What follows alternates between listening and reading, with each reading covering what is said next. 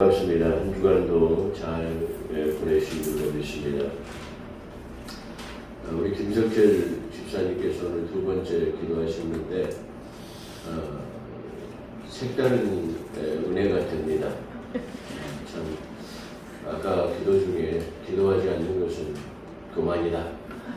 그리고 하나님의 은혜를 기도하지 않으면 하나님의 은혜를 부정하는 것과 같다. 그런 내용들을 쓰는데 아주 큰 공감을 일으키는 그런 내용입니다. 그렇습니다. 우리가 살아가면서 기도하지 않으면 그만하고 내 뜻대로 살려고 하기 때문에 기도하지 않죠. 그래서 하루에 작은 시간이라도 일정한 시간을 내놓고 침상 기도라든가 아니면 자기 나름대로의 시간을 정해놓고 기도하는 것은 우리 인생을 어떤 하나님을 통해서 반전되어지는 터닝 포인트가 될 수 있을 것이다. 저는 그렇게 생각합니다. 오늘 주제는 창세기 예정대로 진행하기 때문에 창세기 10장을 가지고 강의할 것입니다. 오늘은 특별히 어버이 주일이라고 그렇게 주일로 보내는 날입니다. 어제 조선일보 신문 기사에 보니까 치매에 걸린 요양원에 있는 자기 늙은 나이 드신 어머님에게 그 병문안을 간 딸이 이렇게 만나지 못하게 하니까 유리창을 하나 큰 유리창 벽을 두고 면회를 하는데 그 카네이션 꽃을 가지고 와서 달아드리지 못하니까 그 가슴에다 그 창문에다 달아드리는 그런 기사가 신문 그 사진이 기사에 실렸습니다. 그것을 보고 참 마음을 울컥하게 하는 그런 대목이었습니다. 근데 오늘 우리가 어버이 주일로서 교동문을 보게 되면 내 부모를 공경하라. 그리하면 내 하나님 여호와께서 내게 준 땅에서 내 생명이 기르리라. 장수의 복이죠. 대부분 당대가 사는 집보다는 여러 대대에 걸쳐서 할머니, 이렇게 중조부, 고조부, 이렇게 아버지 이렇게 모시고 사는 사람들이 대부분 장수한다고 해요.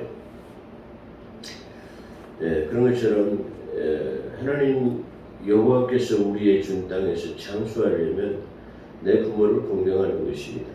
두 번째로는 내 아들아, 내 아비의 훈계를 그리고 내 어미의 법에서 떠나지 말라. 이는 내 머리에 아름다운 간이요 내 목에 금사슬이라 그랬습니다.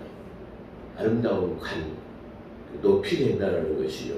금사슬, 어떤 치리자로서 단정할 수 있게끔 된다는 그런 뜻입니다. 그래서 금사슬이다. 그다음에 나를 낳아준 아비에게 청종하고 아비의 말을 청종하고 또 늙은 어미를 경히 여기지 마라. 항상 아비의 말을 청종하는 자녀들이 잘 돼요. 그리고 어머니를 여기서 경히 여긴다라는 것은 나이가 들어가면서 자녀들이 당연히 어머니를 무시하고 어머니의 말을 듣지 않은 경향을 나타내기도 하는 것입니다. 근데 우리가 이 땅에서 물질적인 부와 명예롭게 살려고 하면은 아비의 말을 청종하고 어미를 경히 여기지 않는 것이다라고 그렇게 말합니다. 내 부모를 즐겁게 하라. 그리고 너를 낳아준 어미를 기쁘게 하라. 우리 궁극적인 삶이 나를 낳아준 부모를 기쁘게 하는 것, 그게 첫째 목적인데 더 기쁜 것은 나를 낳아준 어머니를 기쁘게 하려고 하는 것입니다. 어떤 자녀들이라도 어머니를 기쁘게 하려고 하는 자녀들은 잘못되지 않습니다. 어머니를 기쁘게 하고 즐겁게 하려는 자녀는 잘못되지 않아요.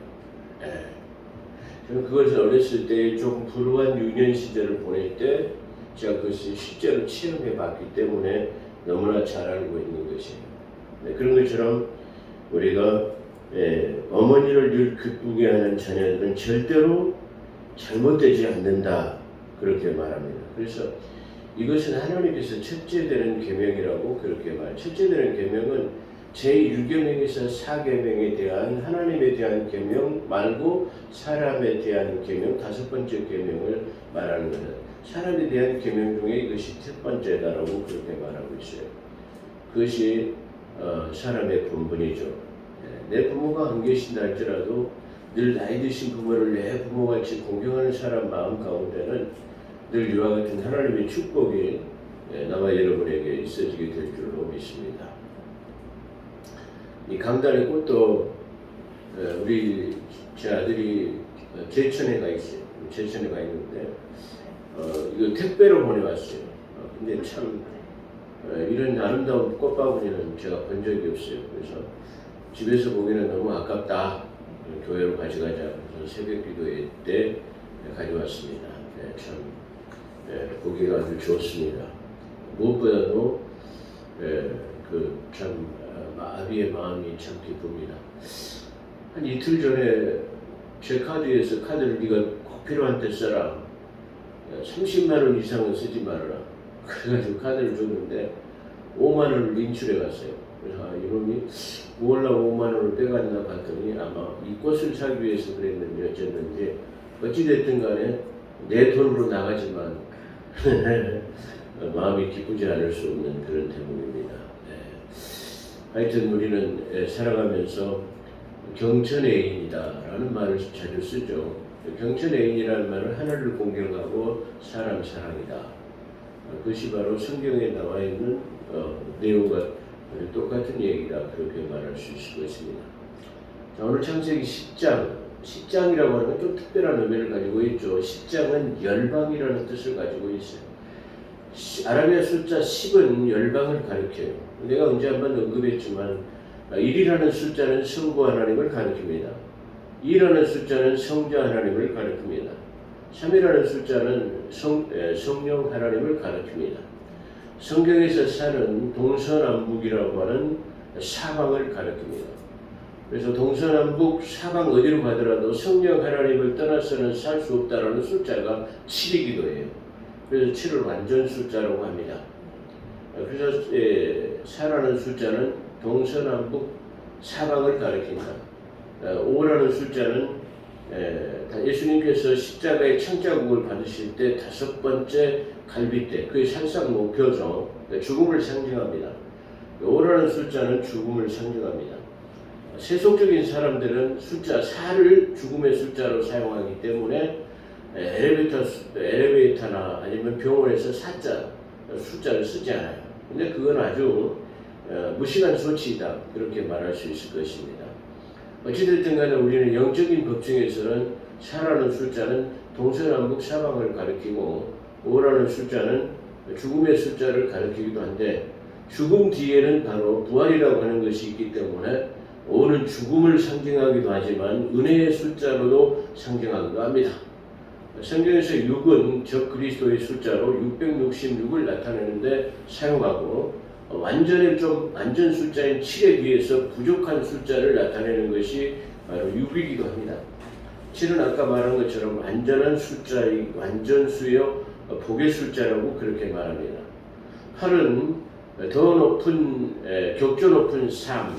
그래서 성경 시편에서는 한 옥타브 높은 8째 음에 맞추어서 그랬습니다.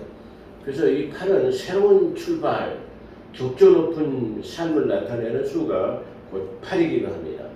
9는 사람의 숫자로서 열방에 못 미치는 숫자를 말하는데 9를 사용합니다. 그래서 10은 바로 열방을 사용하는데 세상의 모든 열방을 나타낼 때 10이라는 숫자를 나타내는데 세상의 열방의 분포가 창세기 10장에서 나타나고 있기 때문에 그렇게 또 10장에 기록되었다. 그래서 성경에 기록된 내용들을 보게 되면 전혀 무관하지 않아요. 이 어떤 사건들과 어떤 그 귀한 계기가 전혀 무관하지 않고 있어요. 왜냐하면은 셈과 함과 야벳의 자녀들도 보게 되면은 야벳의 후손들과 그리고 셈과 야벳의 후손들의 숫자를 딱 70명으로 맞추고 있어요. 70으로 맞추는 수는 성경에서 70이라는 수는 만수를 나타내요. 만수. 70년 바벨론의 포로 기간에서도 그 기간 완전한 숫자 만수. 여기서 만이라는 뜻은 가득할 만자라는 뜻이에요. 그래서 가득한 숫자다. 그래서 여기서도 어떤 70의 숫자를 쓰고 있는 것도 전혀 무관하지 않다라는 것을 우리가 말씀드린 것처럼 지난번에도 창세기 그래서 5장 5절에서 최초의 사람 아담이 죽게 되고 또 사도행전 5장 5절에서는 성령의 역사에 의해서 아나니아 삽비라가 죽는 역사가 나타나는데 5장 5절에서 각기 5장 5절에서 그 외에도 많은 것이 있지만 특별하게 대별되면 바로 그렇게 말할 수 있을 것이다. 그렇게 말씀드릴 수 있을 것이에요. 그래서 창세기 10장이라고 하는 것은 인류의 열방을 기록하고 있는 내용이다. 그렇게 말할 수 있을 것입니다. 본장은 하나님의 천지 창조에 이어지는 인류의 원역사, 인류의 최초의 시조들의 역사다. 그렇게 말할 수 있을 것인데요. 원역사와 관련하여 하나님의 창조, 그리고 인간의 타락, 그리고 노아의 대홍수, 그 다음에 이제 창세기가 4사건으로 기록됐다고 그랬죠. 4사건. 마지막 사건이라고 하는 것은 바로 4족장의 얘기만 남았는데 여기 노아의 얘기까지는 바로 창조의 기사와 인간 타락의 사건과 노아의 대홍수 이 세 사건만을 먼저 기록하고 있는 대목이다. 그렇게 말할 수 있을 것입니다. 그래서 대홍수는 민족의 기원과 분산 사건을 다루는 창세기 전반부. 창세기는 4사건과 4족장의 얘기인데 전반부가 11장으로 단락이 50장의 그 전반적인 내용이 11장으로 한 단락을 이루고 있다. 그렇게 말할 수 있을 것이에요. 그래서 이 10장과 11장은 전반부의 한 단락을 나누는 것 중에서의 마지막 부분이다. 세 번째 부분이다. 그렇게 말할 수 있을 것입니다. 그래서 민족의 기원과 분산 사건을 다루는 창세기 전반부 1장에서 11장까지의 연속적인 기사이다. 그러니까 창세기 1장에서 11장까지는 계속 연속성을 가지고 있어요. 그렇기 때문에 12장에서는 한편 다른 기사가 나오게 되는 거죠. 그 아브라함의 선택하는 기사가 창세기 12장에서 나오는 거죠. 그렇기 때문에 창세기 1장 1절에서부터 여기서 11장까지의 내용은 연속성과 계속성을 가지고 있어요. 예.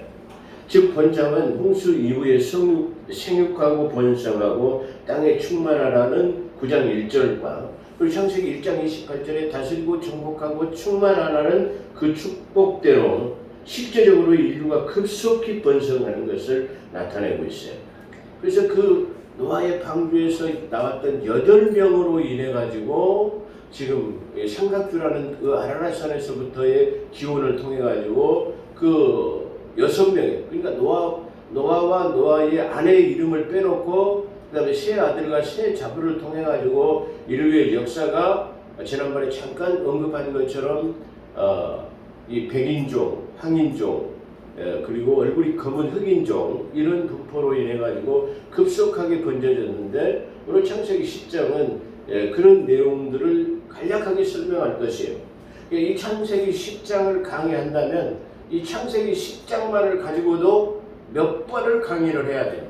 근데 그걸 우리가 그 인류학적으로, 종족학적으로 그것을 다 얘기할 필요는 없고 우리가 여기서 알고자 하는 것은 하나님께서 인류 역사를 써가시는데 그 인류 역사를 통해서 하나님이 나타내시고자 하는 그 의도가 뭐냐?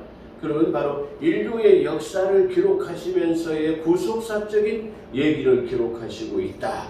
그러니까 인류의 역사를 기록하신 이 목적은 그 사람의 역사를 기록함과 동시에 구속사적인 것, 다시 하나님의 구원의 계획을 거기다가 첨부하시기 위해서 기록했다. 그렇게 말할 수 있어요. 그래서 인류의 역사 그러면 다르게 말하면 히스토리라고 말하는데 히스토리라는 이야기는 바로 하나님의 이야기책 그래요. 그러니까 인류의 모든 역사가 바로 하나님의 역사책이다. 그렇게 말할 수 있을 것이에요. 그래서 본장은 우리가 창세기 9장 1절에서 최초의 창세기 1장 28절에서 아담에게 내렸던 축복이 9장 1절에서 노아와 노아의 아들들에게 다시 재축복하는 세상을 심판하고 난 다음에 그런 것을 통해 가지고 하나님의 다스리고 정복하고 충만하라는 것이 다시 말하면 이 8명에 의해서 급속하게 인류가 확산되어지고 분포가 퍼지게 되는 것을 기록하고 있는데, 이것은 하나님의 약속하신 것이 한치의 어긋남도 없이 하나님의 말씀은 성취되고 있다는 것을 우리에게 보여주는 사실이에요.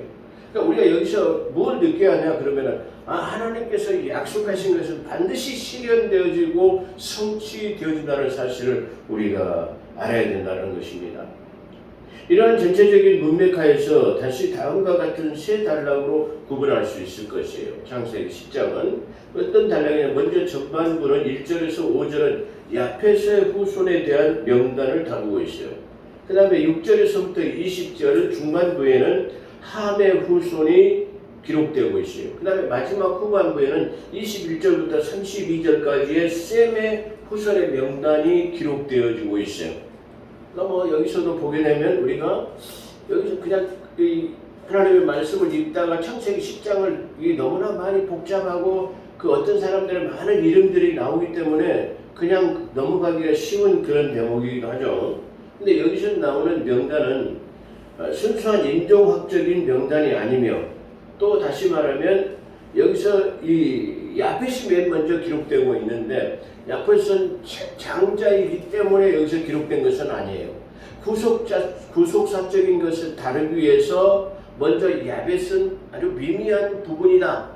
그 다음에 함이 더 중요하고 마지막에 더 셈이 중요하다. 그 셈의 내용을 더 자세히 기록하고 있는 것은 바로 결론적으로는 야벳을 통해서 점진적인 계시처럼, 점진적인 계시를 통해 가지고 셈에게 초점을 맞추시기 위한 것.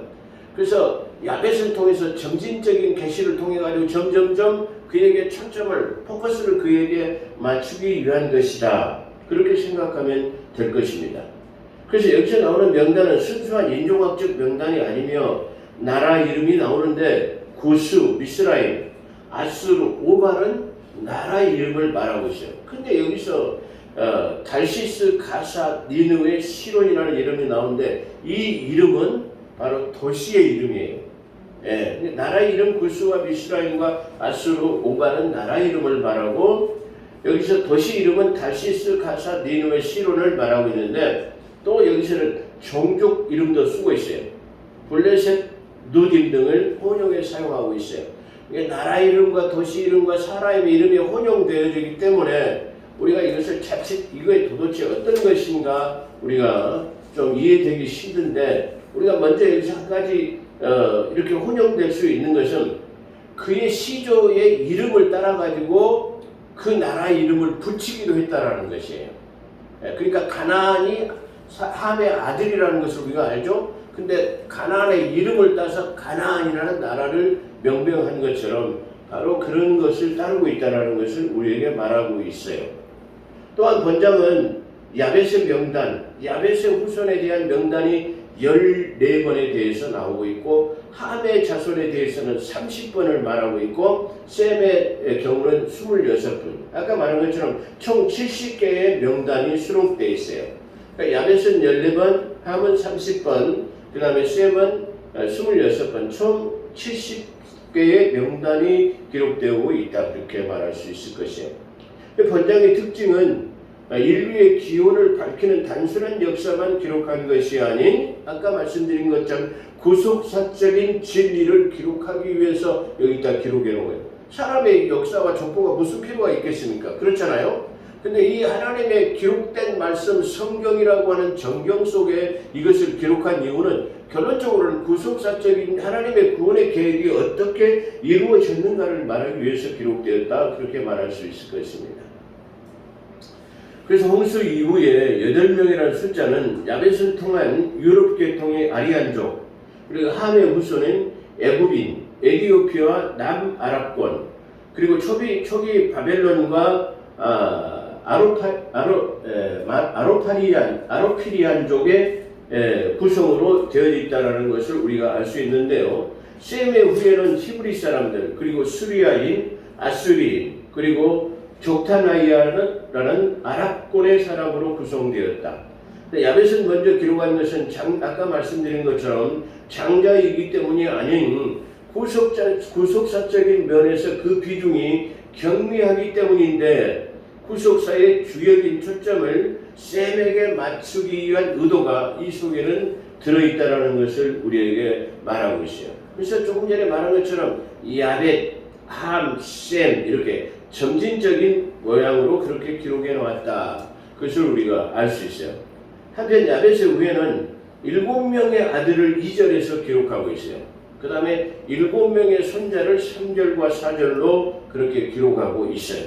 그래서 이 야벳의 후손은 7명의 아들과 7명의 손자를 통해 가지고 그 구성원이 되었다라는 것을 말하는데, 총 14명이라고 하는 이 사람들을 통해서 이 각자는 모두 그러니까 여기서 명명된 14명의 사람들은 고대 국가의 원조가 되어졌어요. 다시 말하면 우리나라 시조, 국조가 누구냐면 당군이죠. 그런 것처럼 여기서 14명의 이름들은 각 세계의 열방의 시조가 되어가지고 원조인 사람들이 되었다라는 말이에요. 그래서 항상 우리가 말씀드린 것은 창세기는 거의 뭐예요? 11장까지는 모든 인류의 기원이 기록되어 있는 내용이다. 그렇게 말씀드린 것처럼 저 그렇게 생각해도 조금 더 부족함이 없다. 그렇게 말씀드릴 수 있을 것이에요. 그래서 고대 세계의 보편적 규칙상 한 종족은 국가의 이름인 그 조상의 이름에 따라서 불리워졌다라는 것을 말할 수 있어요. 그래서 야펫의 조상은 야펫, 다시 말하면 그 아리안족이라고 하는 유럽 계통의 사람들이 전부 다 이 야벳을 통해 가지고 14명의 조상을 통해 가지고 널리 분포되었다라는 것을 말하고 있어요. 이게 어떻게 보면 지금 이 세계에 유엔에 등록되어 있는 나라가 234개국이라고 그러죠. 근데 이 34개국이라고 하는 나라가 바로 이 성경에 나와 있는 열방의 분포를 통해 가지고 세계가 나누어졌다라고 그렇게 말할 수도 있을 것입니다. 야벳의 후손 중에 특이한 많은 종족은 마곡이라고 들어요. 제가 아까 서두에 말씀드린 것처럼 이 나오는 인물에 대해서 각각 그들이 어디에 거주하고 어떤 특성을 가지고 있는가를 일일이 다 14명에 대해서 기록한다면 한 몇 시간을 더 강의를 해야 될 거예요. 그래서 그것은 중요하지 않은 것은 생략하고, 중요한 것을 우리가 한번 생각해 보면 이 야벳의 후손 중에서 마곡이라는 사람이 나와요. 마곡은 아섭도 해안 지방의 코카소스인으로서 스커티안족을 말하고 있어요. 그러니까 야벳의 후손의 중에서 마곡을 말하고 있어요. 마곡인데 왜 마곡이 중요하냐 그러면 여기서 말하는 것처럼 그 코카소스에 살던 스커티안족, 저 발음이 좀 그렇네요. 생소한 이름이기 때문에 스커티안족을 말하는데, 이 마곡은 에스겔서에 보면 이 족속이 나중에 하나님의 백성인 이스라엘을 침략할 것을 갖다 예시해 놓고 있어요.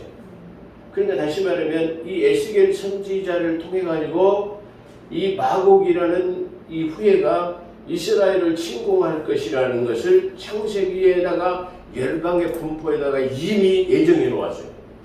놀랍지 않아요?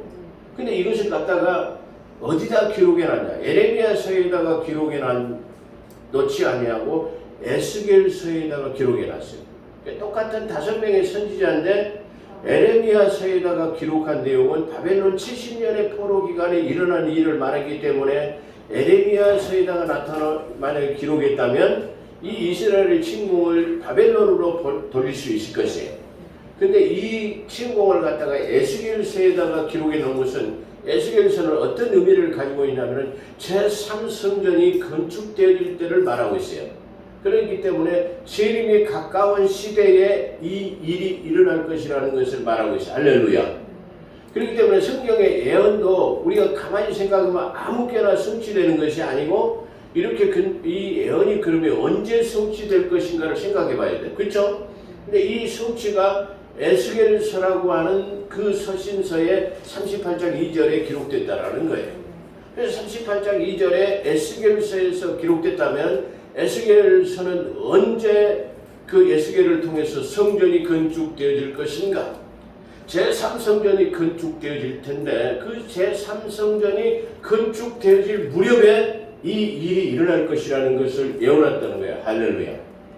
성경이 바로 위대한 것이 어떤 종교도 모방하거나 이게 따라올 수 없는, 불허할 수 있는 것이 뭐냐면은 바로 성경은 하나님께서 선지자들을 통해 가지고 성경 말씀의 기록을 통해 가지고 예언한 것을 성취하시고 예언한 것을 성취하시고 계속해서 성취해 간다라는 것이에요. 그러니까 그 예언한 것이 1.1도 변함이 없이 전부 다 모든 것이 다 일어나고 그대로 다 성취되고 있다는 사실에 우리가 놀랄 수 있고 몇천 년의 역사를 통해 가지고 우리가 그 예언된 하나님의 말씀은 1.1도 변함이 없다라는 사실을 우리가 믿기 때문에 그 하나님의 말씀을 충종하고 순종하는 줄로 믿습니다. 그래서 그리고 그 다음에는 계시록에서 이 민족이 곡과 연합하여 곡과 마국의 전쟁이 나타날 것이라고 말하죠. 그래서 이 계시록에도 환란 시대라고 하는 재림이 가까운 시대에 나타나고 있는데요.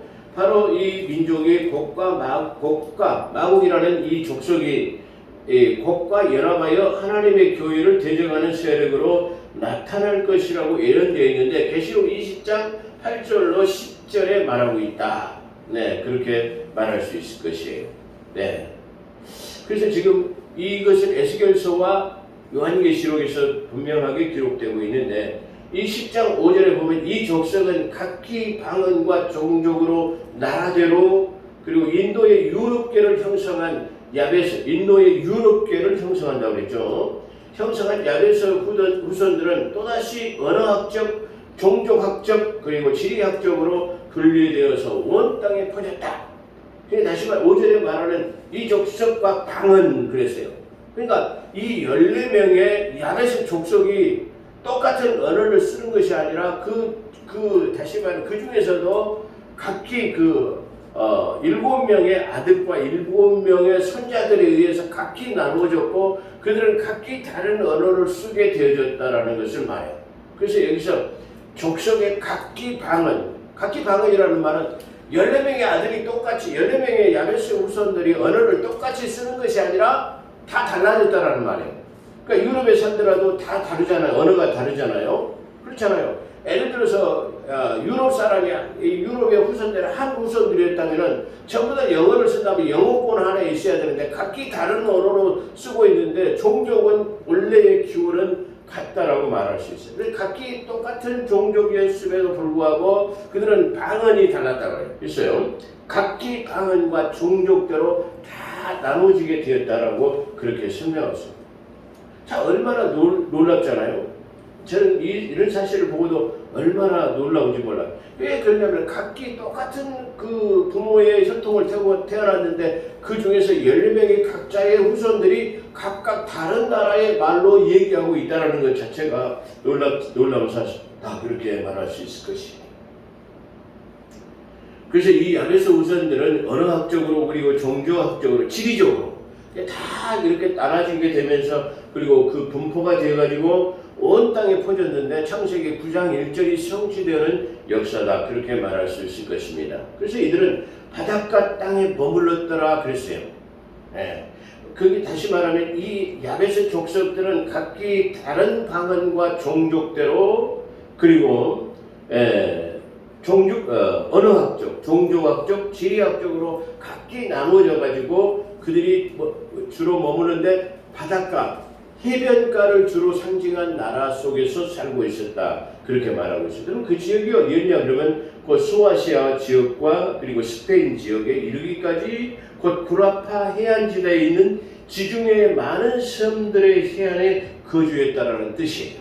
그러니까 야베스 후손들이 스페인 쪽, 지중해 연안 구라파 쪽에 모든 이 분포를 특히 그 14명의 족속들이 그쪽을 전부 차지하고 점령하고 있었다는 것을 우리에게 말할 수 있을 것이에요. 시간 관계상 오늘 14절까지죠. 14절까지 강의한다면 시간이 너무 많이 걸릴 것 같아요. 그래서 오늘은 5절까지 야베스 후손까지만 말씀드릴 거예요. 그리고 다다음 주에 강의 19강에서 야베스 다음에 함의 후손. 함의 후손은 그러면 어떻게 인류의 분포가 되었다는 것을 우리에게 한번 알려드리는 그런 귀한 시간이 되기를 소망합니다. 결론입니다. 오늘 우리가 여기서 얻을 수 있는 것은 하나님께서 인류의 역사의 기원의 본토를 얘기하는 것은 아까도 말씀드린 것처럼 하나님의 구속사적인 역사, 그리고 이 역사 속에서는 1.1획도 변함이 없이 다 성취되는 역사, 그리고 창세기 9장 1절과 그리고 창세기 1장 28절에서 다스리고 정복하고 땅에 충만하라고 하는 그 약속의 말씀에 따라서 하나님의 말씀이 1.1획도 변함이 없이 성취된다는 사실입니다. 그렇기 때문에 오늘 나와 여러분도 하나님의 말씀을 신뢰하고 믿고 따를 수 있는 것, 오늘 아침에 에레미야서를 우리가 봤어요. 에레미야 39장은 오늘 또 우리가 작정기도, 새벽 작정기도 39일째를 맞았어요. 39일은 완전히 정복하는 날이에요. 40일을 작정을 했다면 40일 날 성공한 것이 아니라 실질적으로 분수령은 39일에 탈환해버리고 40이라는 숫자에는 한의의 찬과 기쁨의 노래를 부르는 것이 40이에요. 그래서 우리가 오늘 아침에 39일을 맞아서 에레미야 39장을 우리가 보았는데요. 39장에 보게 되면 뭐예요?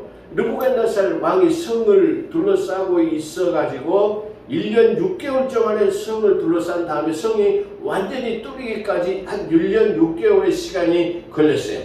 그래 1년 6개월의 시간이 걸린 다음에 바로 창세기 에레미야 39장에서 바로 그 성취되어지고 탈환되는 역사를 우리가 봤어요. 그래서 우리가 이 39일이라고 하는 이 새벽 작정 기도를 통해서 악의 영향하에 있는 모든 세력들을 우리가 탈환하고 정복했구나. 할렐루야. 그런 의미들을 우리가 갖는 것을 보았어요.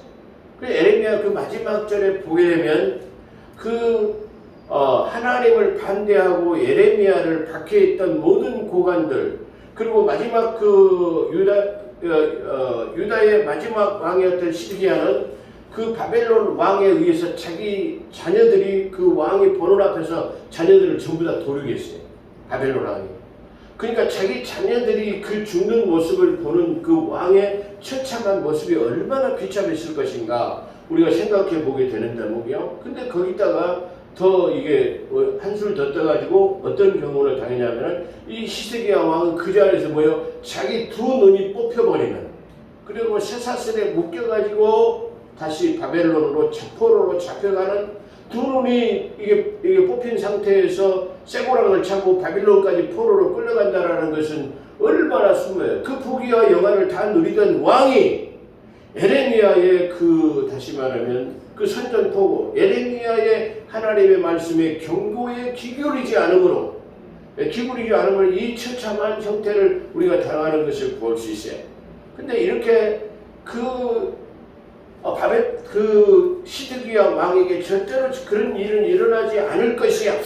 만약에 포기된다 할지라도 2년 안에 이것은 완전히 전쟁은 종식되어질 것이다 라고 말하면서 하나님의 말씀을 증언했던 에레미야를 핍박하고 그 감옥에다 가두기를 하고, 또 심지어는 서기관의 그 감옥에다가 가뒀는데 그 감옥 지하 감방이 진흙구덩이였어요. 그 진흙구덩이에 있으니까 눕지도 못하고 어디 기대도 많은 그런 것이 없는 그 진흙구덩이에서 굶주리고 살아야 했어요. 그 고관들이 그를 잡아다가 그렇게 가두었던 것이죠. 그리고 그런데 그것을 갖다가 이디오피아인의 고관 중에 한 사람이 그를 구해주는 역할을 우리가 볼 수 있었어요. 근데 여기서 마지막 때에 그 바벨론 포로가 함락되어졌을 때 하나님의 말씀을 믿고 하나님의 말씀을 증거하는 선지자 에레미야를 도왔던 사람, 그 세 사람은 그대로 살아나는 역사예요. 할렐루야. 근데 그를 핍박하고 하나님의 말씀을 거역하고 받아들이지 않았던 그들의 모든 고관들은 그 시드기야 왕이 보는 앞에서 바벨론의 느부갓네살 왕이 그를 갖다가 전부 다 그 자리에서 참수하는 내용을 우리가 볼 수 있었습니다. 근데 마지막 절에 다시 말하면 그 에레미야에게 하나님의 말씀이 임했는데 하나님께서 그 에레미야에게 말씀하십니다. 너는 절대로 바벨론 포로로 잡혀가지 않을 것이야. 내가 너를 구원해 줄 것이야. 할렐루야. 근데 그 마지막 절 에레미야 39장 맨 마지막 절에 보게 되면 뭐예요? 네가 하나님을 의뢰했기 때문이다라고 기록되어 있어요. 자, 그런데 우리가 보면은 성경에서 가장 대두되는 두 단어가 있어요. 그 단어가 뭐냐면은 하나님을 신뢰하라, 그 다음에 하나님을 의뢰하라는 단어예요. 여러분, 하나님을 의뢰하는 것과 신뢰하는 것을 어떻게 생각합니까? 저는 그렇게 생각합니다. 하나님을 신뢰한다는 것은 하나님을 믿는 행위예요. 하나님을 의뢰한다는 것은 나의 삶의 전반적인 것을 그에게 맡긴다는 것이에요. 할렐루야.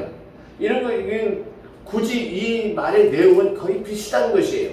신뢰나 의뢰나 이런 것은 똑같은 것인데 저는 굳이 이 말을 갖다가 분류한다면 신뢰라는 말은 하나님을 믿는 것이라고 말하면 의뢰라고 하는 것은 하나님께 우리의 모든 것을 맡긴다는 뜻이에요. 그런데 이 에레미야는 어디에 속해 있느냐 그러면 후자에 하나님을 믿기보다는 자기의 삶의 전반적인 것을 의뢰한 사람 측에 듭니다. 할렐루야. 근데 하나님께서 그 에레미야를 살리신 이유는 네가 주 여호와 하나님을 의뢰했기 때문이다 라고 말합니다. 그런 것처럼 결론적으로 여러분의 삶이 나와 여러분의 삶의 전반적인 모든 것을 하나님을 믿는 믿음 가운데서 그분에게 모든 것을 전폭적으로 의뢰하는 복된 삶이 되시기를 주의 이름으로 축원합니다. 기도하겠습니다. 오 거룩하신 주님, 오늘 창세기 10장 하나님 18강을 통해서 하나님의 구속사적인 하나님 얘기를 우리가 볼 수 있었습니다. 하나님은 이 수천 년의 그 역사하신 그 예언의 말씀들이 1.1획도 변함이 없이 수천 년이 흐르는 지금에도 역시 어김없이 성취되어지는 역사를 우리가 바라봅니다. 그러므로 우리는 하나님을 신뢰하고 의뢰할 수 있는 것은 이렇게 불변하시는 하나님이기 때문에 우리가 하나님을 믿고 우리의 모든 삶을 주님 앞에 의뢰할 수밖에 없음을 고백합니다.